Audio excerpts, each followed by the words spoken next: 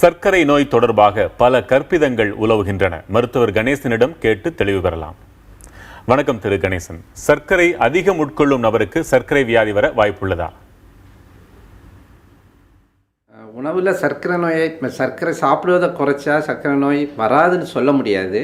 ஏன்னா அதிக அளவில் சர்க்கரையை சாப்பிட்டோம்னா அது உடல் பருமன் ஜாஸ்தி ஆகி அதை நம்ம வெயிட்டுன்னு சொல்லுவோம். வெயிட்டு ஜாஸ்தி ஆச்சுன்னா தென் சர்க்கரை நோய் வர வாய்ப்புகள் ஜாஸ்தி. சர்க்கரை நோய் ஒன்லி சாப்பாடு மட்டும் இல்லை, familial condition also. Parents are diabetic, definitely 40% childrens will be affected. இந்த சூழலில் ஒருவருக்கு சர்க்கரை வியாதி வராதுன்னு 100% நம்மளால உறுதியா சொல்ல முடியுமா?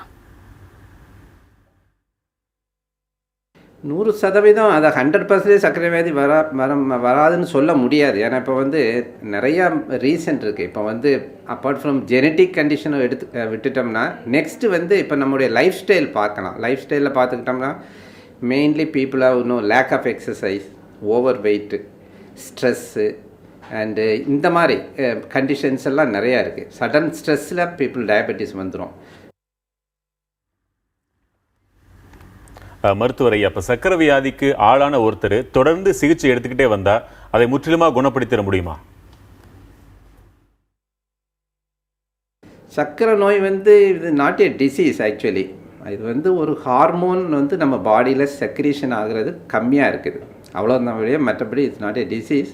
ஸோ அந்த ஹார்மோன் எவ்வளோ நாள் அது நம்ம பாடியில் கம்மியாக சுரக்கும். சம்டைம் அது ஹார்மோன் சரியாக சுரந்தால் கூட அது மசில்ஸில் போய் அது ஆக்ட் ஆகாது. அதுக்கு உடல் பருமன் தான் ஒரு காரணம். சம்டைம் உடல் பருமனை குறைச்சா அந்த ஹார்மோன் நல்ல எஃபெக்டிவாக வேலை செய்யும். சம் டயபெட்டிஸ் வெயிட் ரிடக்ஷன் எக்ஸசைஸில் இனிஷியலாக நார்மல் ஆகலாம். ரொம்ப வருஷம், ஒரு 5 வருஷம், 6 வருஷம், 10 வருஷம் கூட மெடிசின் எடுக்காமல் இருக்கலாம். இப்போ சர்க்கரை வியாதி இருக்கிறவங்க அரிசியை தவிர்த்து சப்பாத்தி அதிகம் சாப்பிட்டா சர்க்கரை குறைந்துரும் அப்படிங்கிற ஒரு தகவல் இருக்குது. இது உண்மையா கணேசன்? அரிசிக்கும் சப்பாத்திக்கும் ஒன்றும் பெரிய டிஃப்ரென்ஸ் இல்லை. Calories side and also the carbohydrate content. Carbohydrate content is very important.